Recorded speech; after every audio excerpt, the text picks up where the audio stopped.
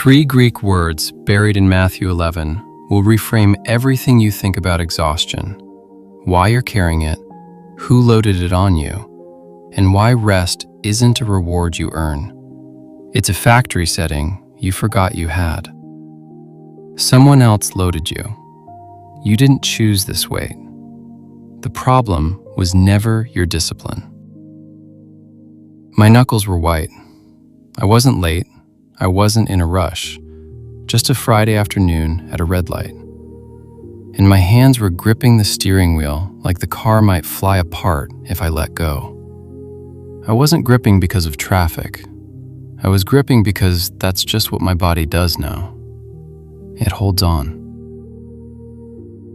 To the schedule, to the next 3 tasks, to the text I haven't returned, and the email I'm mentally rewriting for the 4th time. And I caught myself doing this thing I do, humming a hymn. Not worshiping, just trying to break the loop. Trying to distract my own brain from the invisible spreadsheet it runs at all hours. You know that spreadsheet? The one that starts at 3 in the morning? Did I respond with enough warmth? Is everyone feeling supported or managed? If I take Monday off, does the whole thing stall? And the worst one, the quiet terror that if I stop, the silence will be an indictment of my character. It doesn't just run at 3 in the morning. Last night I was at the dinner table and caught myself mentally scripting tomorrow's devotional, turning my own family's evening into content. The spreadsheet doesn't clock out, it just changes tabs. I watch people half my age let a text sit for 3 days, if they answer it at all, and not lose a minute of sleep over it. And I think, what do they know about rest that I've been too busy to learn? Here's what I'm starting to realize. My exhaustion isn't a badge of honor, but it's also not a character flaw. And this morning, Jesus had something to say about it that I was not expecting. What if the tiredness you and I are carrying isn't a sign that we need to try harder? What if it's evidence that we've been pulling a weight that was never ours to carry? God, we showed up already running this morning. Some of us haven't stopped since yesterday. So before we open your word, would you just slow us down? Not all the way, just enough to hear you over the sound of our own spinning.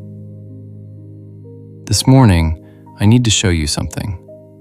And the context matters, because what Jesus says in these 3 verses, he says in the middle of being rejected by entire cities, questioned by his own cousin sitting in a prison cell, and watching the religious establishment miss the point entirely. He's frustrated, he's grieving, and his response to all of it isn't anger. It's this: listen. Come to me, all you who are weary and burdened, and I will give you rest. Take my yoke upon you and learn from me, for I am gentle and humble in heart, and you will find rest for your souls. For my yoke is easy and my burden is light. Matthew 11:28 through 30. Let's sit with this. Okay, 3 words in that passage changed everything for me this morning. The first one is the word weary. In Greek, it's Kopiaō, and it doesn't mean tired the way we use tired. The root of Kopiaō comes from kopos, which means to strike, to beat. Kopiaō is the weariness of being hit repeatedly by effort. It's not, I didn't sleep well tired. It's, I have given everything I have and there is nothing left and the alarm is going off again, tired. But here's what stopped me. In context, Kopiaō isn't describing physical labor. Jesus is talking to people exhausted from trying to be good enough. The Pharisaic system had turned the relationship with God into a performance review. 613 commands, oral traditions stacked on top. The average person in that crowd was spent, not from working the fields, but from trying to earn what was never for sale. And then there's the second word, burdened. The Greek is peportismenoi, and the grammar here matters. It's a perfect passive participle, which means two things. One, the burden was placed on them in the past, and they are still carrying it right now. And two, someone else loaded them up. They didn't choose this weight. It was put on them. Jesus uses the same root word in Matthew 23 to describe exactly what the Pharisees were doing. They tie up heavy, cumbersome loads and put them on other people's shoulders. You think your exhaustion is a character flaw. Jesus identifies it as a systemic injury. You weren't designed to carry this. Someone handed it to you. A system, a standard, a voice that said your worth is measured by your output. And you've been pulling it so long, you forgot it isn't yours. I know exactly when I picked mine up. There was a season, a few years ago, where I realized I was carrying what I'd call the should voice, a borrowed yoke of institutional excellence. Everything I did had to be impressive, not good, impressive. The writing, the cooking, even how I looked walking into a room. My worth was tied to polish, and it chafed. It chafed like wearing a suit 3 sizes too small and calling the discomfort discipline. You know when I finally heard it for what it was? When I realized Jesus never once asked for impressive, not once. He asked for available. He asked for honest. He asked for present. And when I stopped trying to project a shape that wasn't mine and just showed up as me, everything fit different. And that brings us to the third word, the one that changed how I hear this verse entirely. I will give you rest. The word for rest is Anapauō, and it's a compound word. Ana means again or back. Pauō means to cease, to stop. Put them together and you get to cause to stop again, to return someone to a state of cessation. Do you hear that?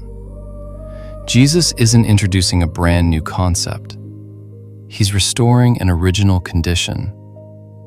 The implication is that you were designed for rest, and something pulled you out of it. Rest isn't a reward for finishing your to-do list. Rest is the factory setting that performance anxiety corrupted. Genesis 2:2. God rested on the 7th day. The Hebrew word is Shabbat, to cease, to stop. God built rest into the architecture of reality before sin ever entered the picture. And Anapauō echoes that original Shabbat. Jesus is saying, I'm bringing you back to how this was always supposed to work. And notice the verb form.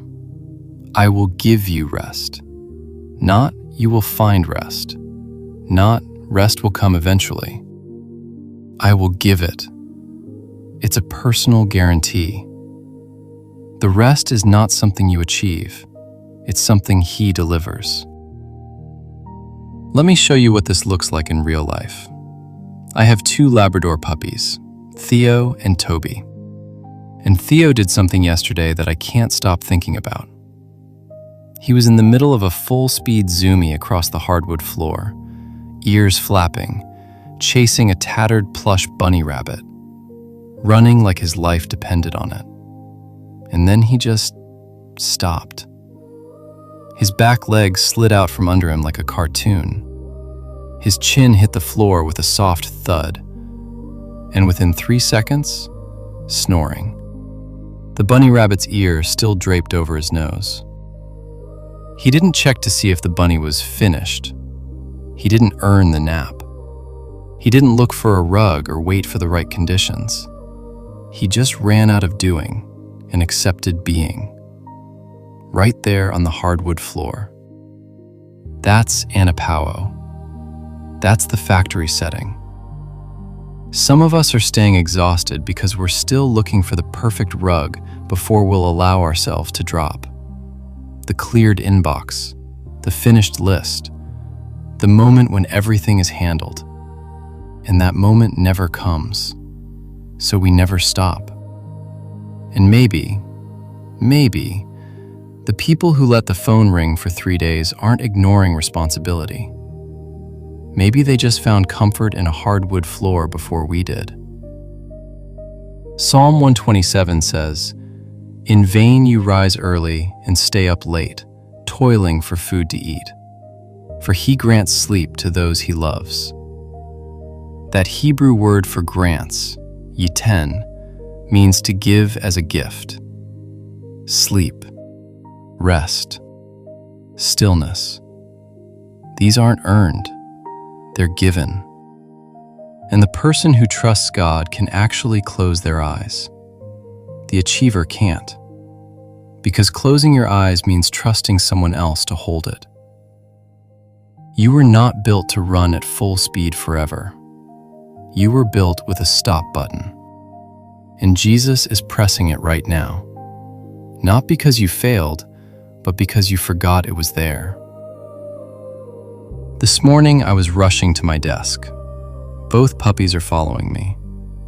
And I stopped for 10 seconds to watch the steam rise from my coffee mug against the morning light in the window. No prayer, no deep thought, just 10 seconds of standing still while the world kept moving perfectly fine without my effort. And I felt it, that shoulder tap, that quiet voice saying, "I've got the big things. You just watch the steam." The steam rises without trying. It doesn't perform. It doesn't hustle. It just rises. And the world keeps turning. I think it's time we talk to God about everything we just heard. Come with me. Breathe in what God has already finished. Breathe out what you were never asked to carry.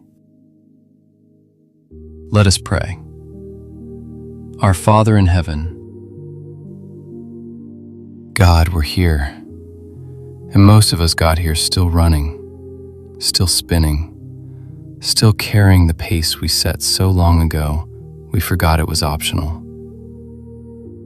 So before we ask for anything, we need to confess something. We have been addicted to effort. We have treated your rest like a reward we have to earn instead of the factory setting you built into our very bones. We have called our exhaustion dedication. We have called our inability to stop discipline. And all along, you were pressing the stop button and we kept overriding it. Isaiah said it, and it hurts because it's true. In repentance and rest is your salvation. In quietness and trust is your strength. But you would have none of it. God, we're ready to have some of it now. We are tired of having none of it. I want you to notice your hands right now. Just notice them. Are they holding something? A phone? The edge of a blanket? The armrest of a chair? How tight is the grip? What would it feel like to just open them? Not to give something up, just to stop holding on. Let gravity have your hands. You don't have to hold your reputation up for the next 5 minutes. You don't have to hold everyone together while you're trying to pray. Just let them rest. As I pray through these, let a weight come to mind. Not a person, a burden. The thing your hands have been gripping. Father, I pray for the one who hasn't slept through the night in weeks. The one whose mind is still auditing yesterday's conversations at 3 a.m, drafting responses, rehearsing defenses, running the numbers on whether they did enough. Would you press the stop button? Would you remind them that the world kept turning perfectly fine during the 10 seconds they watched the steam? Give them the gift of Shena, that deep, trusting sleep that only comes when we believe you are the one holding the spreadsheet. I pray for the parent who thinks rest is just another name for negligence. The one who believes that if they aren't exhausted, they aren't loving well enough. Show them the well-fitting yoke, the one card for their actual shape, not the shape they've been performing. You aren't asking them to be impressive, God. You're asking them to be present. I pray for the worker who hasn't taken a full day off because silence feels like an indictment. The one who answers every text within minutes because they're terrified that a slow reply means a slow character. Teach them what Theo already knows, that the hardwood floor is enough, that you don't need perfect conditions to stop. In God, we bring you the world outside our windows today. We pray for our friends in Arizona, where the heat is already pushing past 100 degrees before spring has even arrived. They feel rushed into a season they didn't ask for. Grant them the nuwa of your presence, the kind of rest that settles the soul even when the temperature is climbing. We pray for our family on the East Coast, in Virginia and Pennsylvania, stepping into the first warm day after weeks of gray. They hear the birds, they see the sun, but they're almost afraid to trust the warmth. God, let them trust the sun today. Let them believe that your grace is not a false spring. In God, we're not praying from above these people. We are these people. Some of us are the 3 a.m. auditor. Some of us are gripping the steering wheel right now. Some of us are scripting tomorrow's to-do list while our family is sitting right next to us. So we're not just praying for them, we're confessing with them. And we declare what the writer of Hebrews declared. There remains a Sabbath rest for the people of God. It remains. It hasn't expired. It hasn't been revoked. Anyone who enters God's rest also rests from their works, just as God did from His. We are entering that rest today, not because we finished everything, because He has. So go into your Tuesday carrying this. You are not the engine. You are not the one holding this together. The plates you've been spinning, He's already caught the ones that matter. And the ones that fall, they were never yours. When the spreadsheet starts running at 3 a.m., come back to the steam. When the text comes in and your hand reaches before your brain decides, come back to the hardwood floor. When the should voice whispers that rest is laziness, come back to Anapauō, the factory setting, the way this was always supposed to work. You are held. You are not behind. You are not falling apart. You are being rested. The steam is rising. The world is turning. And you can just be. Here's what you carry into today. Psalm 127 says, He grants sleep to those He loves. And today, you are loved. Not because of what you did yesterday, not because of how warm your emails were, not because you responded fast enough, just because you are His. When the meeting runs long, when the text hits wrong, come back to this. He grants sleep to those He loves. And today, you are loved. Say these with me, out loud if you can. If not, just let them settle somewhere behind your ribs. Because God is my rest, I am allowed to stop. That is Matthew 11:28. Because God is the builder, I am not the one holding this together. That is Psalm 127:1.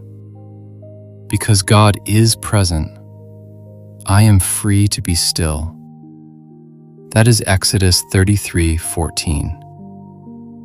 If you needed permission to stop today, if you're ready to trade the 3 sizes too small yoke for the one that actually fits, would you drop a stop sign in the comments? Let's see how many of us are finding the hardwood floor together. And if this resonated, you should go back and listen to our episode on Isaiah 41:10, the fear you don't call fear. It's the perfect partner to what we talked about today. It's about what the body carries when the mind won't name it. Link is in the description below. That is Matthew chapter 11, verses 28 through 30. And that is his still, small voice. I love you, and I will see you tomorrow. In the name of Jesus, amen.